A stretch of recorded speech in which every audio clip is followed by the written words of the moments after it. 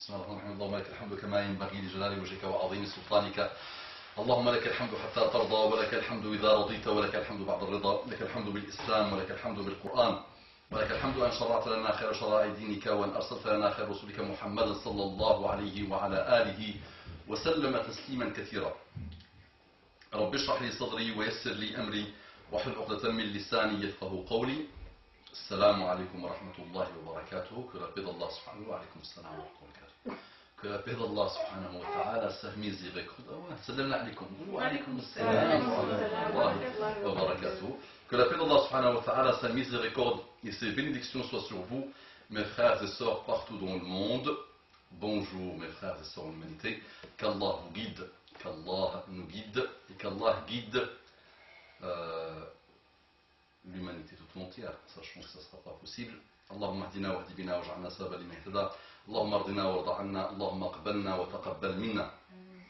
Nous demandons tous, nous avons tous tendance, subhanallah, à dire qu'on espère tous voir un jour ou l'autre la Ummah islamiyya renaître de ses cendres.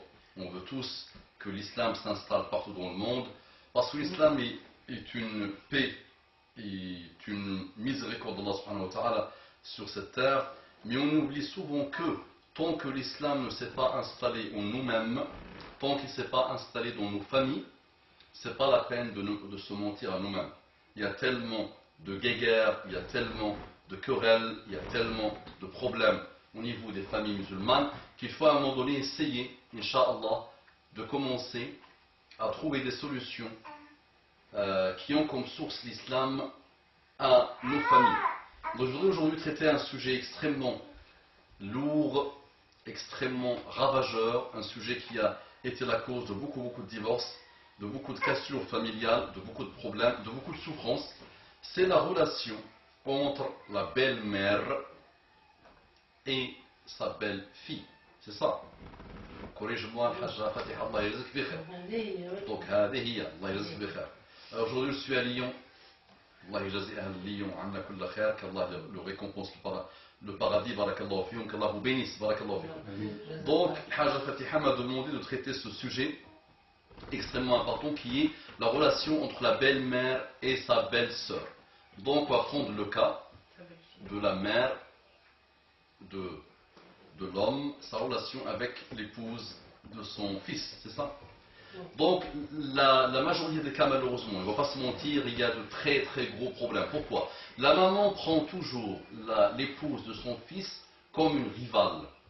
Donc elle pense que c'est moi qui l'a engendré, c'est moi qui l'a fait, donc il est à moi. Malheureusement, c'est dans 98% des cas aujourd'hui, et vous allez peut-être croire que je raconte n'importe quoi, chacun de vous médite un peu sur ce qui se passe dans sa famille, il va voir qu'il y a ce type de problème. Donc la maman de fils pense que son fils il est à elle. Et l'épouse, au départ, elle arrive toute gentille, toute nounours, toute bisounours, toute pleine de bonté, pleine de bonnes initiatives, pleine de belles choses. Et petit à petit, dès qu'il a le premier enfant, le deuxième enfant, les cornes s'installent et la guerre commence entre les deux rivales. Et qui est la seule victime dans l'histoire? Le mari, barakallahu fik. La seule victime dans cette histoire, c'est le fils miskin qui est malmené entre sa maman. Quoi qu'elle fasse la maman, quel que soit l'état de la maman, même s'il est mécréante supposons, il lui doit obéissance, il lui doit un amour sans fin, il lui doit respect, il lui doit un bon comportement. Et entre son épouse, envers laquelle aussi il doit avoir un excellent comportement. Donc il est malmené entre les deux, malheureusement. Donc quelle est la solution par rapport à ce type de problématique? Donc c'est les relations humaines, c'est la relation entre deux femmes et le champ de bataille s'appelle le fils, il s'appelle le foyer familial, il s'appelle les futurs enfants, et ça s'appelle la stabilité familiale. Dans ce type de relation, la crème de la crème, c'est de craindre Allah subhanahu wa ta'ala. Il faut que la maman, il faut que l'épouse craigne Allah subhanahu wa ta'ala. Il faut, Allah il a dit la ilaha ghayruhu. C'est pas de la théorie, c'est que la maman, un jour ou l'autre, elle est passée par ce type de situation. Donc il a vécu ce type de situation. Et moi j'ai toujours été étonné que la maman, quand elle était jeune, elle a vécu la même chose, parfois pire. Et quand elle vieillit, elle reproduit le même modèle. Et nos générations, malheureusement, sont perdues à cause de ça. Et il y a beaucoup de divorces. Donc la maman va devoir craindre Allah subhanahu wa ta'ala dans sa relation avec sa belle-sœur, sa belle-fille. Elle doit la considérer comme sa fille. Elle doit voir en elle son passé, toutes les souffrances qu'elle a vécues. Elle doit attendre l'âge d'Allah subhanahu wa ta'ala. Qu'est-ce qu'on peut dire à la belle-fille? C'est ça. La belle-fille, même chose. Elle doit craindre Allah subhanahu wa ta'ala. Point à la ligne. Si elle veut la stabilité de son mari, si elle veut la stabilité de son couple, elle doit craindre Allah subhanahu wa ta'ala dans sa relation.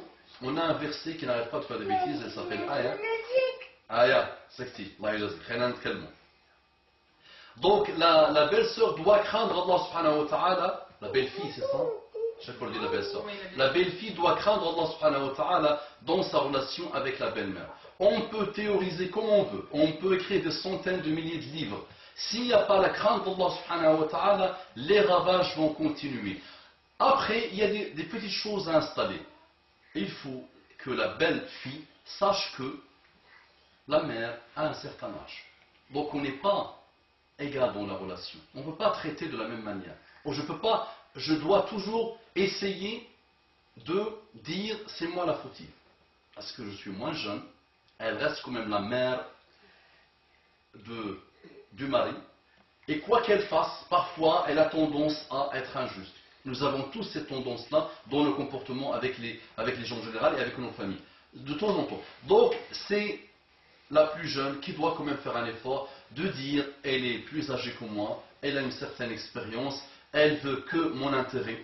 Parfois, il y a des choses que moi je comprends d'une manière, elle comprend d'une autre manière. Essayons, parce que comme on dit, c'est dans les vieilles marmites qu'on fait de la bonne soupe, elle est quand même plus expérimentée la maman, donc j'essaye quand même de faire un effort de lui faire plaisir. Voilà. Si je fais ça, Wallah, vous imaginez pas le niveau de ajr que la belle-fille peut gagner. Voilà. Et il faut toujours penser, chacun de nous est passé par là, chacun de nous connaît ce type de situation. Quoi que la belle-fille fasse, on a des belles-mères malheureusement qui ne seront jamais contentes. Jamais, voilà. Quoi qu'elle fasse, elle voit toujours en elle l'ennemi, elle voit toujours en elle. Et ça c'est malheureux. Wallah. Et on peut passer des heures et des heures à dire Allah, je crois en Allah, j'aime Allah et tout ça. Si ton amour en Allah subhanahu wa ta'ala, on ne le voit pas dans ta relation avec les autres, avec les humains, et surtout avec l'épouse de ton fils, même chez Nab'id, les guerres, les problèmes, les machakis. Après, il y a les séparations qui arrivent. Un jour ou l'autre, elle va le convaincre de quitter le foyer familial. Et il va vouloir s'éloigner très loin. Et le malheur, c'est quoi? C'est qu'Allah dit dans le Coran, Imma yablughanna indaka al-kibara ahaduhuma. Allah nous dit dans ce verset miraculeux, Imma yablughanna indaka, quand ils vont atteindre l'âge de la vieillesse, chez toi, Allah dit. Il ne dit pas dans la maison de retraite. Donc la belle-fille va être la cause d'une séparation et de beaucoup de malheur pour le fils mesquin avec Allah subhanahu wa ta'ala, parce qu'Allah lui dit, tes parents, quand ils vont vieillir, ils doivent vieillir chez toi. Donc on va dire les guéguerres qui vont se produire. Donc essayons, chacun de nous, Inch'Allah, moi, future belle fille, ou moi, future belle mère, je dois toujours me comporter en me disant, craindre d'Allah, je dois craindre Allah subhanahu wa ta'ala.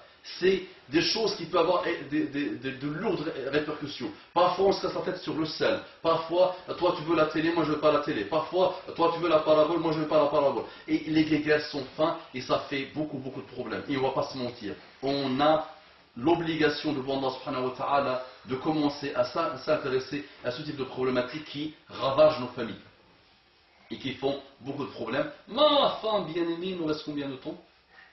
1 minute. Voilà. Donc Allah yarda', la belle-mère, Haja Fatiha barakallahu fik, on doit l'exemple de beaucoup de belles-mères. Et la belle-fille, on doit l'exemple de beaucoup de belles-filles. C'est la mère doit prendre en compte la crainte d'Allah subhanahu wa ta'ala dans sa relation avec sa belle-fille. Et la belle-fille doit prendre ça et elle rajoute qu'elle est moins âgée, moins expérimentée. Elle doit faire un effort de toujours. Parfois c'est dur, ceux qui se maîtrisent, ceux qui savent maîtriser leur colère. Parfois c'est très facile de hurler, mais c'est très difficile de se maîtriser. Donc quand tu te maîtrises, tu le fais pour Allah subhanahu wa ta'ala. Et après ton mari ou le fils, pour la belle-mère, il est heureux, il est stable. Alors vous ne pouvez pas imaginer le qalb d'hier, le fils mesquin comme il est. Wallah, je vous parle de mon cas personnel. C'est des choses lourdes, difficiles, des souffrances inqualifiables. أقول قولي هذا واستغفر الله لي ولكم، استغفروه إنه كان غفارا رحيما. اللهم ارضنا وارض عنا واغفر لنا وتقبل منا. Trop Paris, c'est vidéo. بارك الله فيكم.